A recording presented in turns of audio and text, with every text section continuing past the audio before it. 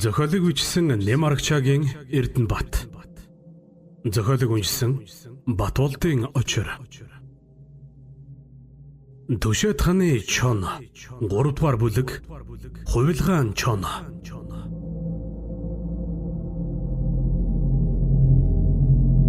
Энэхүү зохиолын бүтэн хувилбар Mbook аппликейшн болон Mbook вебсайтад орлоо.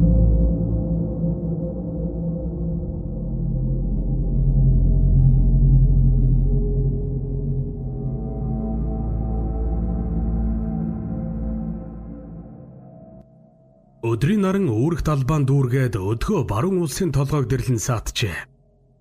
Өвсөгт бэсрэгхэн нугын гол хэрд бугын эдэл ганц халиумаар зогсох бөгөөд ойрмогхон нь уг хүлгийн эзэн болох сайн эр таатая хүрхэн байна. Халиумаар хамар дуугаргаж тэрүүхэндээ зөөлнөр түргэлв. Сайн эр тэгэхэд саял нэг нүднэж нойрносоо дөнгөж сэрлээ. Тэр тэнгэр ширтэж хэсэг хэвтээд ухсгийн өндөж эргэн тойрнон ажиллаа. Энэхүү сайн эр болбоос түшээд ханаар овоглож явдаг чон хэмээх аюуш бөлгөө. Дохоо хэрийн урд өвстэй тэрхүү нугад халиу морноос нь өөр хань болох зүйл үзэгдсэнгүй. Чон аюуш багхан бодол хийлээд толгоогоо үйл ялэг сэгсэрч "Хөөёр, би гэдэг хүн чухам юутай зууралдаад байна да." Хэмээсээр хажуу тийш харвал тохоо илүү урттай могоон хайрс хэвтэж байх харагдлаа. Аюуш түүнийг авч хэдэнтэй нуглан эвхэд өвөртөлчгөв. Түүний хөөжирсэн 200 гаруй огт ор мөргүй алга болжээ. Гагц халиу морин л эзнээ хүлээх мэт эмээл хазартайгаа толгой хайлаж зогсоно. Сайн эр газраас аажуухан босч дээд хувцаан засмагцаан буган халиу мориндон алив хийж мордоод их улсын нэгэхэн амыг барин уруудаж суран ганцаг сугсартал дэргүүлж эхэлхэн тэрэ. Гэвч тэр өөрийн бодлоос хагацж чадсангүй. Өнөөхөл жигтэй явдлыг нэгсээр явна. Хөөе бас жигтэй юм да. Үрэн алдсан эхтүүдийг гэвөө. Ай хөөрхий надад ямар зорьсон хэрэг гэж байгаа биш. Яваад л үзье дээ. Гүй тэгээд өөрийнхөө үрийг ололгүй өдий хүрсэн хүнд итгэж суудаг. Хэмээн ботсон аюуш мориндон ташуур өгч цааш довтолгов. Дэн явсаар аюуш бүрийн нөмрөх үед нэгэн их хотелын дээрээс явж очихын тэрэ. Тэрээр морины амыг татаж хэсэг зогсоод захын бор гэрийг чиглэж нохоо шуугуулсаар төглөө. Гэрийн гадна очивол нэг багавтар хүү нохоо хорж өгтөв. Гэрт ороод мэд мэдвэл ганц эмэгтэй байхаагаад саяхан нохоо хорьсон дэрчгэр бор хүү араас нь пижгнэн орж ирэх аж. Аюуш тогоонд дариглан буцлах шүлийг хараад дотрон их л бэлгшээж гэрийн баруун хоймроо гарч тухлана. Харин их хүү хоёр гинтийн зочноо их л хичээж дайлгаажээ. Борцтой шүл ууж хөлсөн бурзайсан аюуш дэрчгэр бор хүүгийн толгойг нилээд "За, дүү хүүгийн алдар хэм бэлээ." Гэхэд хүү их л цолгионаар "Намайг чимэд гэдэг аха таны алдар хэм бэ?" гэж хариу асуулаа. Аюуш зөөлөн инээмсэглээд "Ахыг нь аюуш гэдэг. Дүү морь унж чадна үстэ." Гэвэл хүү нусаа шоржгонтол татаад "Чадалгүй яах вэ? Даанч манайх адуу ахгүй." гэж урам нь хугарсан байртайгаар зөөлөн хэллээ. Аюуш учиртайхан инээмсэглэж хүүг ширтсээр толгойг нь илбэв.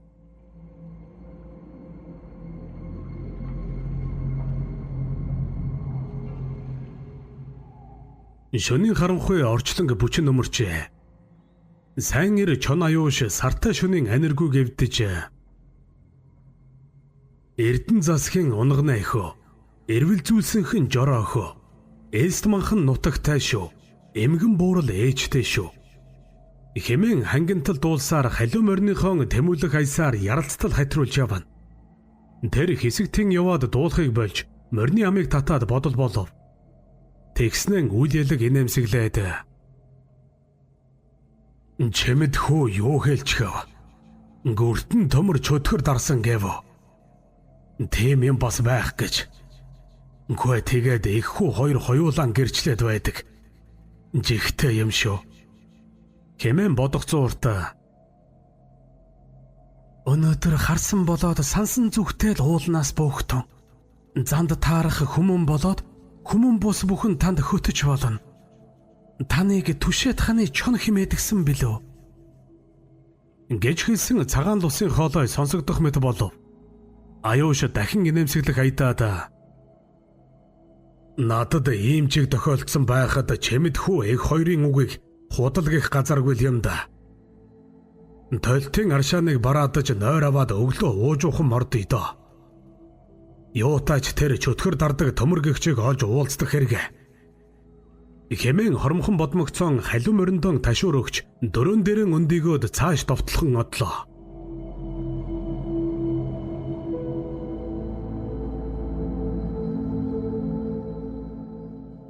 Хаан уулын оргил бүгдээр манан будан давтаж гаригят тунгалаг горхины усан чимээтэйгээр игшиглээд нэгэн өглөө гүгтв.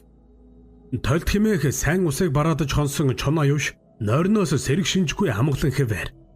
Гэтэл алсад морин туурайн бөглүү төвөргөн нойтон газрын хөрсийг зөөлөн дэлдэх дуулдав. Тэгэхэд хэдий бүх унтвч гэлээ чон мэт соргог ир нүдэ нээж хэвцэн чихтэй газар дэрлээд чимээ чагналаа. Аюуш хэсэг чимээ чагнаад холгүй байх өвсөн тансан халиу морин харсаар өндийгөөд ганц морьтой хүн явах шиг байна. Намайг хөөж ирсэн улс бол ингэж ганц нэгээр явах учиргүй дээ. Адуу малдаа яваа нутгийн хүнлийн болов. Морднохоо төмрийнхийг мэдэж юуны магад тосоод уулздаг хэрэгэ. Гэж хүлэгтэйгэн ярих мэт ганцаараа хөнгнүүлсээр яаруухан босов. Түүний бодолч хол зөрөөгүй ажээ. Аюушиг морин эмээлдэж мордоод буй газраас дөнгөж хөдлөөд байх дор уулын ам өгсөд ганц бүгэ морьтой хүн гарч ирж харагдана. Аюуш. За тэр уурга барьсан байна. Нутгийн адуучин болж таарлаа. Гэд мөнөх хүнийг амдаж яаралгүйхэн шогшуулв. Тэд хідэн хормын хойно гэхэд уулзжээ. Уурга барьж ухаа хонгор морь унсан хижээл хар ир дөрөв сугалж мэд мэдээд морноосоо бов. Чон аюуш мөн тэн үлдэж хижээл иртээ ганц тамхиан зөрүүлсний хойно. За намайг аюуш гэдэг. Угтаа энэ нутгийн уугуулал болох хүн. Ахта гүртэн төмрийн гэдэг айлыг мэдэхгүй биз? Тэр хүндэл зорж яванда. Хэмээж айдуухан асуулаа. Хижээлэр харваас гүртэн төмөр гих нэрийг дуулаад их л сүслэх мэт болж тэрв хүндэн залбирав. Тэгснэн за дүү чи яг л зөв хүнээсэн асуулаа байна. Гүртэн төмөртнийг мэдхээс яах вүлээ? Манай хошуунд нэр нь буян мэт дуулдах болоод удаж байна да дүү минь. Чи энэ баруунтай руу шуудхан дав. Одоо хоолгүй. Хайрхны баруунд нарийн гол дагаад нутаглаж буй. Элсэндэн багхан шахаад буусан байж мэдэх шүү. Хэмээлээ. Аюуш мөнөх хижээлэрийн тэн сүржин байхыг хараад багхан инэвхэлсэн ч үг хэлсэнгүй. Дотроон ай хөөрхи их л буянтай сайн хүн юм байх та. Квэвас би л гүртэн төмөр гэж дуулаагүй юмсан ч хэм мэдлээ. Уулзсан байж л нэг сайн харъя да. Гэж бодоод за тэгвэл миний хэрэг бүтлээ байна. Нар ташгаас өмнө хөдлөе дөө.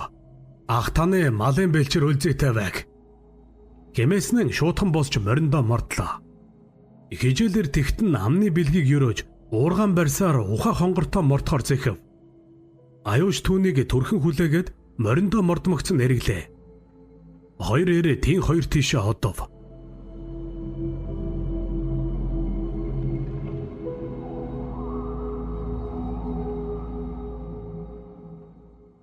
Өдийн наран чанга дээр ирж голлох үед бараан хийгээд бүгэ морьтой хоёр хүн зуузаа холбож эргүүлэн. Тэд нэгэн их дэрстэй хөндийн зах руу орж явах бөгөөд төмөр аюуш нар ажээ.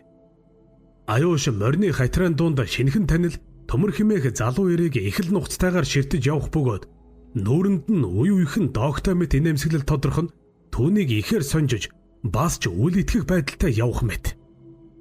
Тэр тийм хэсэг явснаа морины амыг багхан татаж товлцтол алхуулаад чи мөн ч сонин хүн юм да. Үзэж таниагүй над шиг хүнийг дагаад яах нь мэдэгдэхгүй үйлд явж байх ч гэж. Чухамдан гүртэн хүн гэхээр бүгдийг л мэдэж байдаг хэрэг байх та. Гэд багхан тавлах мэт хүнгэнтэл хөхрөв. Төмөр тэгт нь муухан инэмсгэлснээс өөр хариу өгсөнгүй. Аюуш хурцаар шарах наран зүгт толгой үлээж хэсэг хараад энэ нар гэмэн үнэхээр ч нэг цоонож байна да гүртэн байна. Гэснэн зөөлнөр хүд инэв. Төмөр хариу инэмхийлээд саял нэг ам нээж хормостын жамыг яалтай билээ те ах минь. За тэр нар халахч яах вэ? Бидний буу хайл одоо холгүй байх учиртай. Би урдаар буй гэлээ. Төмрийн энэ үгийг сонссон аюуш ихэд гайхсан байртайгаар нүдэн том болгож хараад эдэ мэдгүй. Үнэхээр л чөтгөр шуламтай нөгцсөн айхтар гайхал юм бол ханиндан очсон нь дээргүй юу? Хэмээлээ. Төмөр энэ удаад инэмсгэлсэнгүй харин ч царайгаан төв болгоод харин тийм учраас л би ганцаар бууж тандаад ирэх гэсэн юм шүү дээ. Танд хийх үйл аандаа л гараад ирнэ гэж мэд. Хэмээн тулглаа. Аюуш дуугарсангүй. Оож сахал хийгээд эрүүгэн эмэрч багхан бодол болсоор чимээгүй явна. Энэ үед тэд дэрстих хонхрын багхан нэгэн хонхорт орж ирж таарав. Төмөр шуудхан л морины амыг татаж түрхэн зогсоод за ахта энд хүлээж бай та гэснэн хариуч сонсолгүй цааш угс хийж довтлохын отхон тэрэ. Төмрийн хурдан хээрийн араас буган халуумаар угс хийсэн боловч аюуш амыг нь татаж зогсоолоо. Тэр төмрийн араас харж хэсэг болоод үйл ялэг толгой сэгсэрснэн мориноос бууж мод толгоогоо нийлүүлэхээр зэхэв. Төмөр гэж сайхан лэр юм. Үнэхээр л чөтгөр шулам дардаг эд чадалтай хүн юм байх та. Би ямар бурханд сүслэж буг чөтгөрт итгэж ирсэн биш дээ. Гүй тэгээд цагаан лус гээчийн зараалаар гүртэн төмөр гээжтэй нийлээд чөтгөртөө нөгцсөн хүнийг олж дарна гэд явж байх ч гэж. Цус хачин юм шүү. За хэм мэдлээ харж л сууя та. Хэмээн бодлогошрох чон аюуш мод толгоогоо нэрсээр өнөг хонхортон баггүй удав. Гэнэт морин туурай тачигнаж буган халуун морин сортос хийж чихэн хайчлах нь тэр. Аюуш давхиж өндөлөө. Энэ мөчөд төмөр морины хар гүүхээр давхиж ирээд морины явууд тунд үсрэн буумагцсан газарт өвдгөлн сууж хурц хутга гаргаад ирэх нь харагдана. Аюуш учрыг ухаж амжилгүй төмөр өд хүрв. Тэгэхэд төмөр шуудхан л зүүн гарынхан эрхийн хурууны өндгийг нь хаг зүсч орхиод амандан өмхөө тавхан тэр. Аюуш багхан гайхаж төмрийн мөрөн дээр гараан хүргээд "Юу болвоо дүүмэн?" гэснэ гараа огцом татаж өөрийн ирэхгүй арга шухрав. Түүн рүү эргэж харсан төмрийн хоёр нүд нь цусан улаан байхаагаад нулимс мэт хар хүрэн цус хацрыг нь даган урсжээ. Төмөр үйл ялэг чичирсээр хурууныхан өндгийг хүчтэй сороод тви хэмээн газарт нулимхад идэ бэрмит ногоон зүйл амнаас нь пэлхитэл асгарчээ. Энэ үйлдэлийг хэдэнтэй давтасны хойно түүний нүдэнд хурсан цус багасч хэвийн байдалтай орж эхэллээ. Төмөр саял нэг бүтэн амьсгаа татаад аюуш руу харна. Харин аюуш юу хэлэхэж мэдсэнгүй хөмхий зууж төмрийг ширтсээр зогсоно. Төмөр "Ах минь, bijсэн хараал гэж энэ шүү дээ. Жаахан л хугацаа алдсан бол би эндэн илжирч өгөх байж дээ. Айхавтар шуламтай нөгцсөн эр байна. Хоёул хариу бүрийгээс өмнө л дарж амжихгүй бол дийлхэд нэм бэрх шүү." хэмээлээ. Алмарч зогссон аюуш төмрийн гараас татаж босгоод төмрийг их л удаанаар ширтэв. Тэгснэн "Ийм ч юм байх гэж дүү чи зүгээр үү?" гэх нь үнэн сэтгэлээсээ санаа зовсон байртай ажээ. Төмөр зөөлөн инэмсэглээд "Одоо зүгээр дээ, бидэнд цаг тунчиг баг байна. Та миний хэлснээр бүгдийг хийгээрэй. Таны хайж яваа зүйл энэ мэнгид хар гээчийн гэрт байгаа хулсан савнд хийсэн хар ирээн могоо бол цагаан лусын үр юм шүү. Би мэнгид хартай тулна. Харин та гэрийн гадна байх хар ямааны учрыг олох хэрэгтэй болох нь дээ." Гэвл аюуш бас л гайхсан хэвээр "Юу хар ямаа вэ? Чамайг чөтгөртөө тулж байхад харин би ямаа муулаа сууж байх хэрэггүй" хэмээлээ. Төмөр "Үгүй дээ ах минь, тэр ямаа бол мэнгид харыг иргэшээгээд байгаа чулам юм шүү дээ. Өдрийн цагт хар ямааны бид шүглэж үдэш болоход өөрийн дүрээр оршдог юм байна. Ямааны хоолойг тас хэрчиж толгойг нь даруй чанд руу болгон хийсгэх хэрэгтэй. Миний үзэхэд цагаан лус танд туслах шиг байна. Хоёул мордон орхиод явганаар очноо. Намайг гэрт орсны хойно та аль хурднаараа довтолж хар ямааг үгүй хийгээрэй. Хэмээхэн тэр. Хоёроор энэ мэтийг хэлэлцээд мориндоо мордоцгоо. Дэд явсаар Мэнгэт харын гэрийг хармагц мордон тушиж орхиод явганаар урагшиллаа. Тэднийг ойртон очиход далбан эвэртэй хар ямаа голынхоо дуугаар барьхирч гэрийн хойгуур урдуур гүйж эхэлхэн дээр. Төмөр шуудхан алхсаар хар гэрийн үүд тийш зүглөв. Харин аюуш бүсэн дэх хутгаан хуйнаас нь суг татаад хар ямаа руу харайлглаа. Тэр хар ямааг хараачлаад хэсэг харайлахад нүд нь эрэхгүй бүрлцэж зог тусав. Аюуш "Гүн яах нь вэ?" гэж амандаа шивнсээр нүдэн анив. Тэр хэсэг зогсоод харвал нүд нь өмнөхөөсөө ч илүү хурцаар харж байхажээ. Аюуш ямааны зүг угсхийлээ. Хар ямааны хүзүүг даган лугших судсан хүртэл түүнд үзэгдэг шиг болно. Тэр хоромхон зуурд харайлгасаар хар ямааны хоолойг зууран авлаа. Гэхдээ бүр түрхэн ухаандан хар ямааны хүзүүг гараараа батсан бус амаараа тас өмхөж авснаа л мэдрэв. Төвний аманд халуун цус амтагдаж чихэнд нь хар ямааны мөгөөрсөн хоолой хүзүүний ястайгаан цуг таснаас хэм бутарч хэмхэрхэл дуулдана. Төвний эрүү ам гинэт хачин ихэл хөнгөн болоод ирэв. Учир нь тас татагдсан ямааны толгой араа шүдэнд нь зуугдаж үлдээд толгойгүй бие нь газарт хэвтэх үзэгдэн. Тэрээр ямааны толгойг хэдэнтэй сэгсрээд тэр хол шидэж орхилоо. Ингэсний хойно хамаг бие нь халуу шатаж хар аяндаал зохион даахгүй мэт болоод ирэв. Аюуш хар овоохоны гадаах хаяанд өөрийн ирэхгүй сунаж унлаа. Одоо тэр орчноос бүрнээ тасарчээ.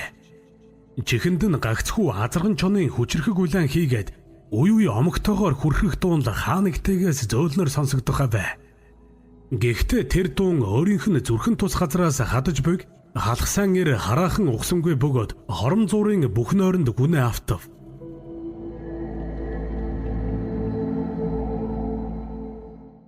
Аюушаха гэх дуутай зэрэгцээд хэн нэгэн хавирга бөөрнөөс нь зөөлөн яврах мэт болох үед чон аюуш нүдэ нээлээ. Дэрэгдэн гүртэн төмөр айдуухан инэмсэглээд зогсож байхаач чон аюуш хэсэг гайхширснаа угсгийж өндийлөө.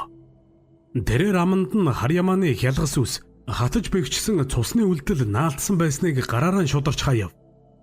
Тэгснээ төмрөөд хараад "Юу болох нь вэ? Би зүүдэлв.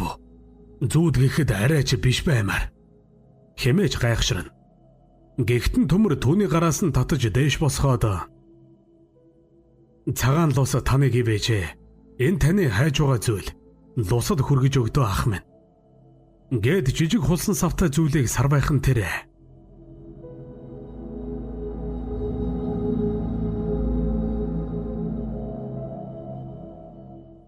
Дүшэт ханы чон аюуш цагаан лусын орших уул өдөө өгсөж халиу морой таваар нь шогшуулна. Тэр матсаар уулын тагд гарч ирвэл өнөөх үсгэлэнд бүсгүй өөдөөс нь ухтан ирэх нь харагдлаа. Аюуш түүнийг хармагцаан шуудхан л мориноосоо бууж тосоод "За хүүхэнгүй чиний үүр гэж энэ болол та" хэмээснэн хулсан савтай зүйлийг гарт нь өгч орхив. Цагаан лус түүнийг хоёр гардан авахаажээ. Тэрээр чон аюушиг ширтэж улмаач үсгэлэнтэйгээр инэмсэглээд "Сайн ир танд гэлээлээ" гэсээр хулсан савыг нээлээ.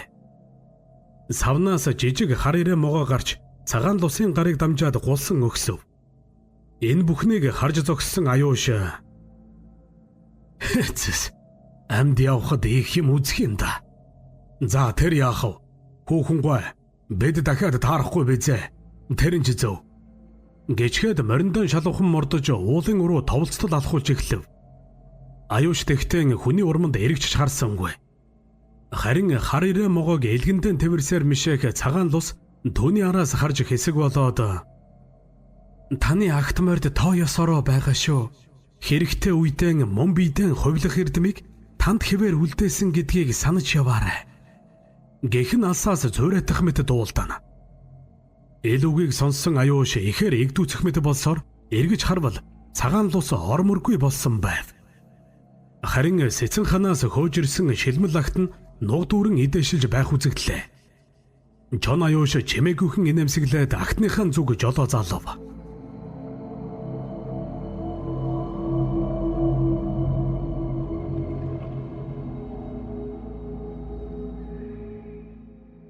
Сайн ноён хан аймаг Түшэт засгийн хошуу. Амгалан шөнийн нам гүмийн дундуур туучиж арваад морьтон яаруухан хатруулна. Тэдний ихэнх нь захиур буу үүрсэн байх бөгөөд гартаа том том дашуур гоцолзуулсан явхажээ. Харваас элтэд яарсан мэт эдгээр улс үргэлжилсэн их улсын нэгэхэн бэлэг өгсөд сая нэг морьдын амыг татав. Цувааны ихэнд явах бүдүүн улаан эр их л омогтойгоор эргэж нөхтөн хараад "За эндээс 2 хуваагдаж явцгаая" гэснэн тэнгэрийн хаяан дахь дугрэг цагаан сартаа таширлаж үзэгдэх уулын багхан оргилыг ташуурын үзүүрээрээ зааснаа. "Би наад талаас нь өгсөе. Шархуу чи багхан тойроод цаад талаас нь мац. Алдчихва та нар.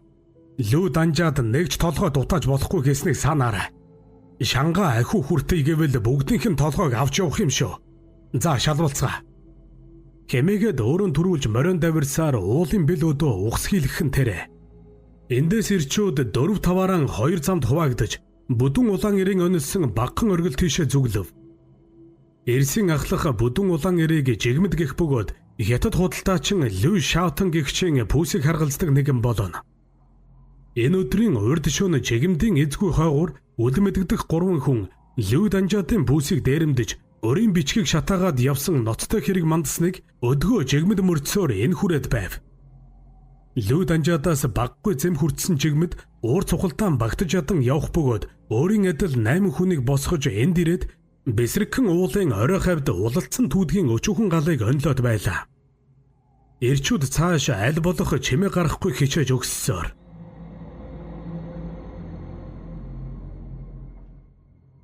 Сарны сүүн цагаан гэгээг халахж багхан улаан цохоо дүнхээ.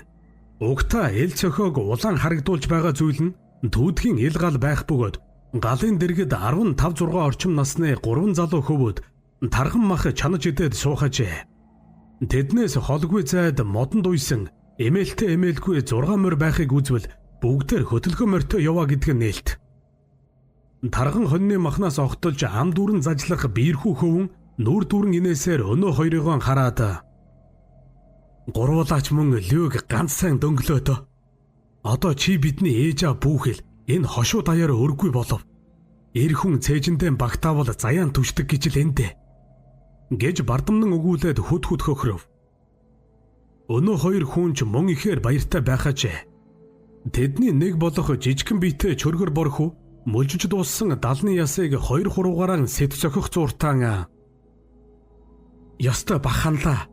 Муу өгөр данжаад уг нь би тархийг нь хаг зохиод алчхыг гэж сансан юм. Харин цаг тулсан чинь эвгүй хоогүй нэлээ. Зүрх дутсан шүү" гэмэлээ. Ингэхэд төрөнөөс хойш дуугүй сууж асан хүү айдуухан инээмсэглээд "Хүний амьд хүрэх маань ч яамай. Харин энэ халуун зунаар Лүү Данжаатын буйнд хоньны тарган мах хантал идлээ байна. Үгүй бас даадагсан бол тэр зойронд мөн чих юм байдаг шүү. Мартагнуулж байгаад дараа гуруула дахиад нэг гөвшиж орхино" гэж хэлээд хүүхэд зангаараа хэг хитэл инээлээ. 3 хөвөн ийн цадтал идэж тонож дээрэмдсэн богцтой хатуу зүйлсийг хэрхэн хувааж хэнхэнд хүртэхийн хэлэлцэн байв. Гэвч улаан жигмэд тэргүүтээ улангассан эрс халуун мөрөөр нь орж ирж байгааг даанч мэдсэнгүй. Хөвүүдийн уяатай морьд сортос хийж үүрсэх тэрхэн мөчөд захиур бууны нүсэр дуун бэсрэг улаан цохоог бутартал цуурайлж нэгэнтээ тасгийлээ. Галын захад мах идэж суусан биерхүү хөвөн зөв мөрөн гараараа дарсаар дуу алдаж арагшаа өнөв. Үлдсэн 2 хүү өргсөн божимор мэт дэрхиж бослоо. Гэвч хэтэрхий хожимджээ. Тэдний тал бүрээс буу ташуур тэргүүтнийг барьсан арваа дэрс багтай хөхрөлцөөр гараад ирэхэн тэр 2 хүү яахан мэдэхгүй зогсоно.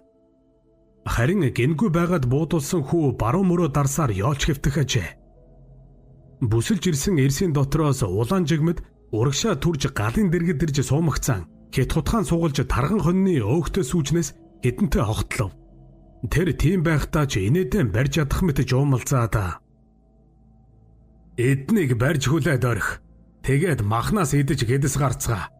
Дараа нь наад гурвын чинь учрыг оломц хэмээлээ. Ирчүүд хормын төдийдэл гурван хүүг модтой барьж хүлээд хоньны чансан мах руу шурд хийж дайрхан тэрэ. Аха, та биднийг одоо яах гэж байна? Шархатсан биерхүү хүүгийн ин хэлэх дуунаар улаан жигмэд толгой өргөж зэвүүтэйгээр ширтэн. Тэгснэн хутганыхаа үзүүрээр хүүхэд нэг бүрийн зүг зааж хүйтнэр инэмсэглээд. Яах юу байх вэ? Бүгдийн чинь хоолоо хэрчиж, бүзүүг нууглаад хар толгойг чинь лүү данжаадын гарт хүргэж өгөн дөө.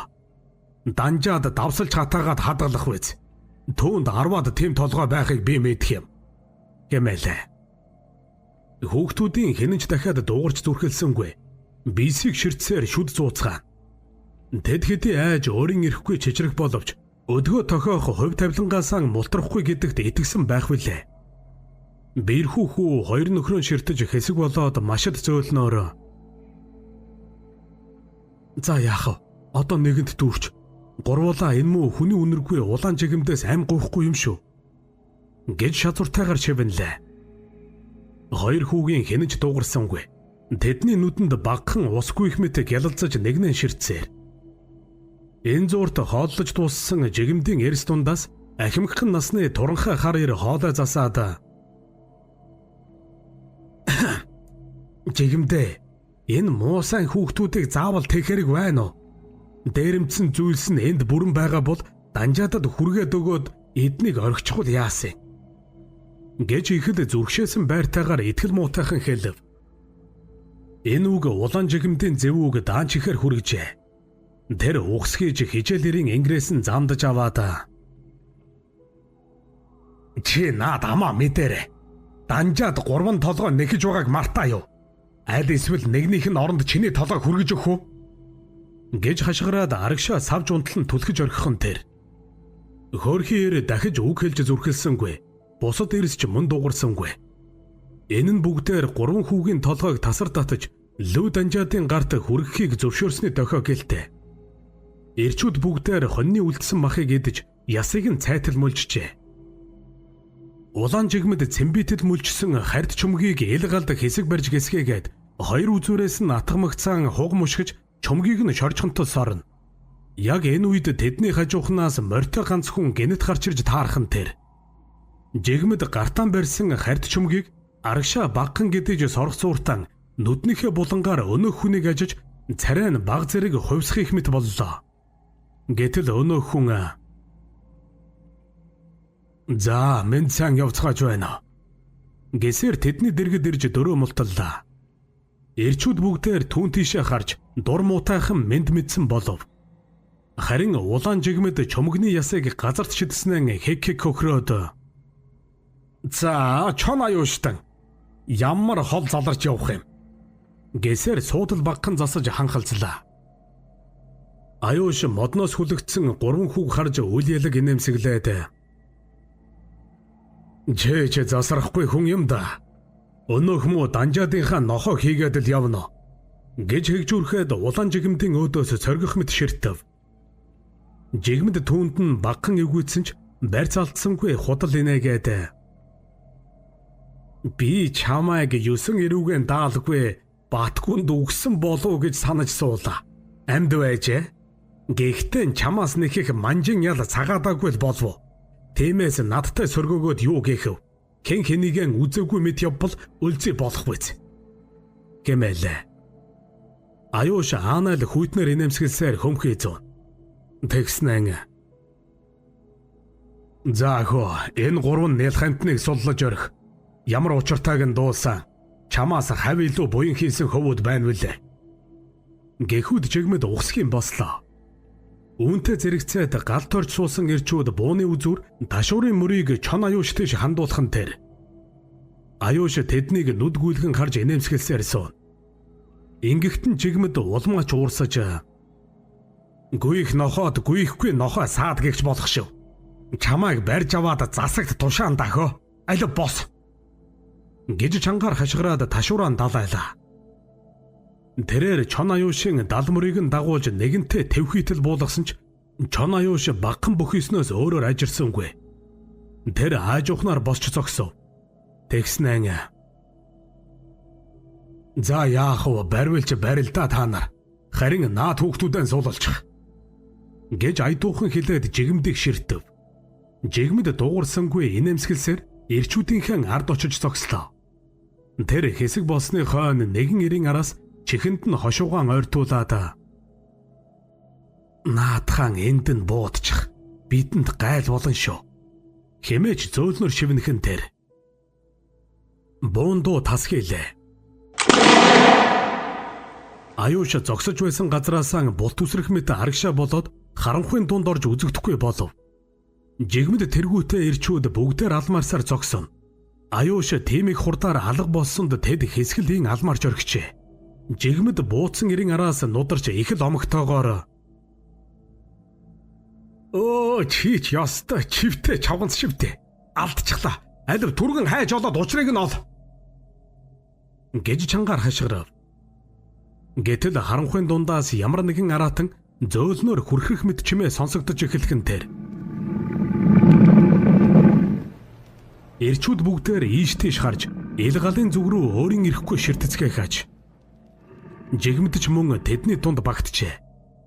Архиран хүрхрэх дуун улмаа хойрцоор. Гэхдээ үзэгдэх бараа байсангүй. Юу вэ? Баага юу? Бишээ чон бах. Нохой долоо гэж наад бууга алив галд модхи.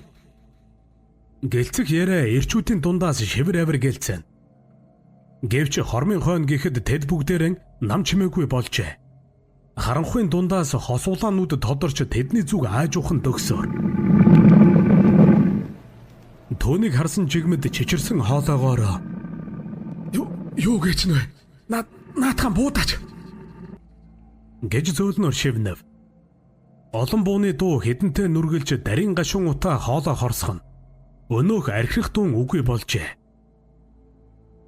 Саяных чон уу? Үгүй чон гэхэд дэндүү том байсан. Чи харсан юм уу?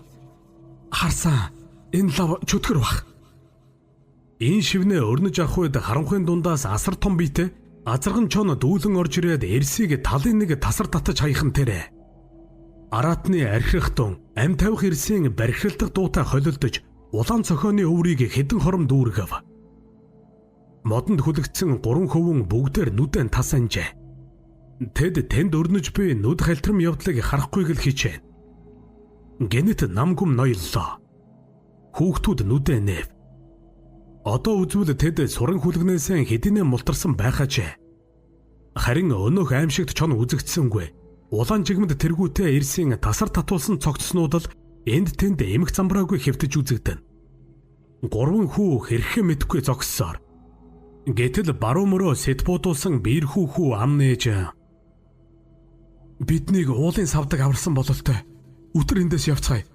Харин энд болсон зүйлийн талаар хамаа хамхиж явах юм шүү. Хэмээж шийдмэг өнгөөр шивнэн байж хэллээ. Төөний нөхөд болох 2 хүү чимээгүйхнээр толгой дохино.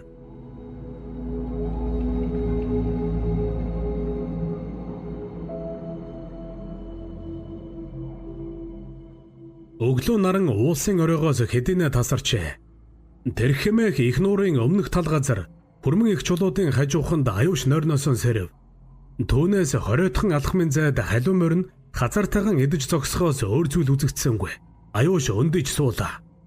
Тэр өрөөсөн гараараа зүрх хавийн тэмтэрч их л бодол болно. Тэгснэн цээжинд зүрх томдож аманд цус амтагдаад байх чинь. Би үнэхээр чононд ховлов гэж юу? Ёстой л хар бие минь зэм гэж энэ бах та. Нэхэл багтах тавилангүй надад цагаан лус чи ийм тавилан оноос юм биз? За яах вэ? Би угаасаа дүүрсэн хүн. Үнэнд дөхөх үгөө өчүүхэнд дүүх гомдол надад байх биш. Хар боловч заяагаан дагаж хангаан уулсаар гэрэн хийж л дуусан да. Гэт шивнээд аажуухан босч халуун мөрөөдөө ажиггүйхэн алхлаа. Үнэхээр өөрт байх бүхнээ алдсан энэ эрд одоо орчлонгоос хүсэх хүсэл бусдаас нэхэл бусдад гомдол бүр байгаад багтж шингэх хувь тавилан гэгч зүйлч Огтоос үлдээгүй гэхэд хэлсдэхгүй бизээ.